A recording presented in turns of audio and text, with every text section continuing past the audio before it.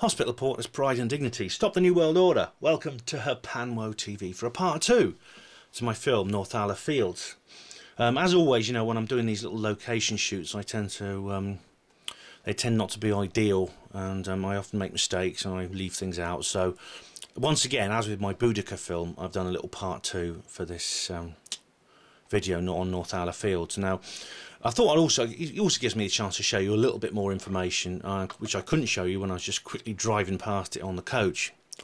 The first bit of information I want to show you is this overhead shot here on Google Earth, or Google Maps rather. And as you see here, there are actually 4 mounds, not 3, and it's called Northala Fields, not Northala Park. And it was designed by an artist called Peter Fink. Now, I think I've heard his name before, but I think Brian Gerrish might have mentioned it before, because he's one of these kind of names that keep coming up when you're studying public art, and Brian Gerrish has had an awful lot to say about public art. I will be showing you a little bit more of that in London, actually, over the next couple of months. But this here is a specially designed landscape built in West London at Northolt. Northala is actually the pre-Norman Old English name for Northolt, and it's been incorporated into this park, which is interesting because it harks back to Anglo-Saxon times, when the country was very different to what it is now. And I've often wondered whether the Illuminati even had an occupational government here. Anyway, as you can see, there's 4 mounds instead of 3. They're varying size. It's this one here, the third one along going from west, is the most interesting, and it's the one I pointed out to you on the coach. Now, these are all built from rubble from the old Wembley Stadium, which has now been replaced by a new one. It's been completely rebuilt. And this is all the spoil, basically, from the building site. As you can see here, we have a spiral mound. This mound here is a conical mound with a spiral going up it like this to the top. So you can walk up it. That road there is the M40. It's called the Western Avenue, the A40, which was the M40, and that's where the coach from London to Oxford drives past. Now, what makes it interesting is that I was telling you before in the first part of this film that it very much resembles Silbury Hill, this ancient monument here. All right, and as we can see here, and this is the Wikipedia page for it. As you can see, it is a conical Neolithic mound built about 5,000 years ago in Wiltshire. And again, it's a conical mound. I don't know how it compares in size to Northala, the one at Northala Park, but it's just of a similar size. As you can see here, when it discusses the structure, it says the remnants, right? You can't see this, but there it's right there. The remnants of a spiral path ascending from the base, either used during construction to raise materials, and or later as a processional route. And there are legends connected with Silbury Hill about people walking up in a spiral pattern. They walk up from the bottom in a spiral, and there's a legend of someone called King's Sill, which is supposedly where the name comes from. But it's definitely a symbol of it was built deliberately for a particular purpose by the people who lived it, this pre-Illuminati culture. And I say it's very interesting. As I've said before, this is a kind of a Neolithic construction. And I've spoken before in my films about Milton Keynes, how Milton Keynes is full of these kind of things, these modern structures that are designed to look like Neolithic monuments. But the plot thickens even more, because as I was explaining in the first film, look what's here. Just have a look at that there.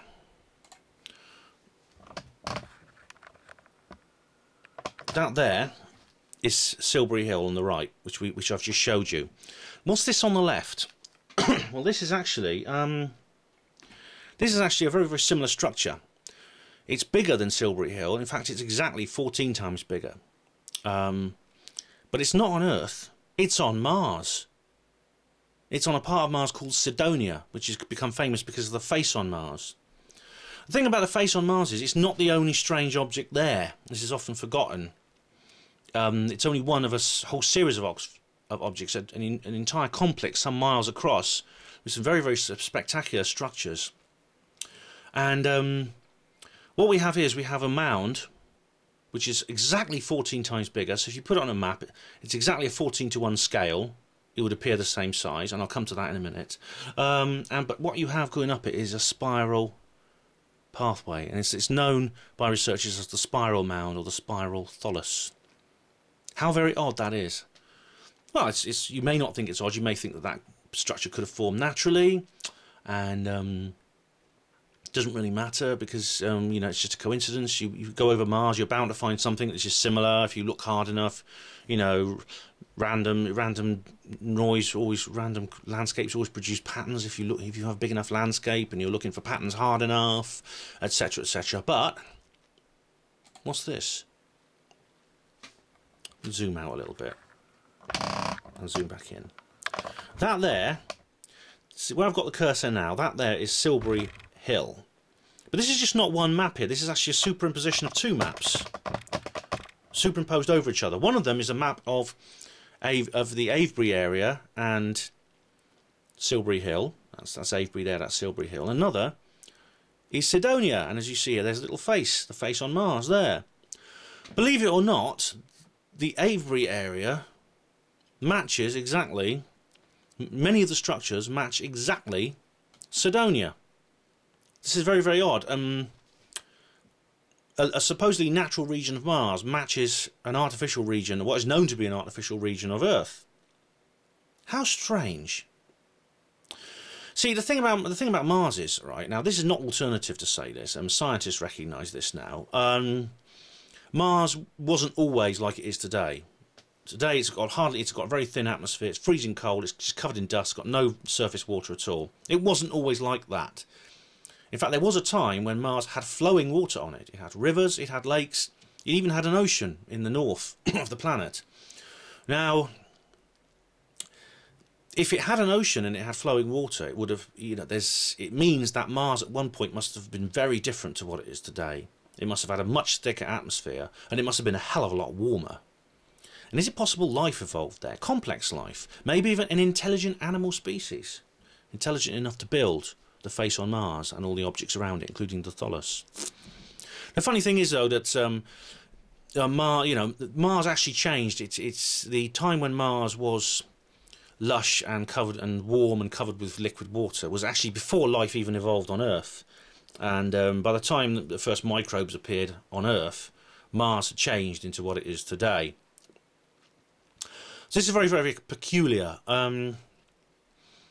For some reason, you go forward all these billions of years when life has evolved on Earth to what it is today, and so a group of people in Britain 5,000 years ago decide to build some structures which are exactly the same as ones which appeared on Mars billions of years earlier. Isn't that odd? Why is that? How did that happen? Good question. I have no answers. All I know is that these matches are very, very exact, and I think they become, the more you look at it, the more exact they look, especially when you regard the spiral path. And then I could also, the next quite obvious question to ask is, how come 5,000 years after this was built, some bugger decides to build something very similar in West London? Crazy, isn't it? Very, very strange. Unless somebody knows something more than they're telling. Or artists like Peter Fink know subconsciously more than they're telling, on people who designed Cydonia knew subconsciously more than they're telling. Or they may have been directed, subconsciously or not, by people who do know the answer to this riddle. Anyway, that's the next part of my HPANWO London Truth Tours, Northala Fields. Thanks for watching HPANWO TV. Hospital porters, pride and dignity. Stop the New World Order.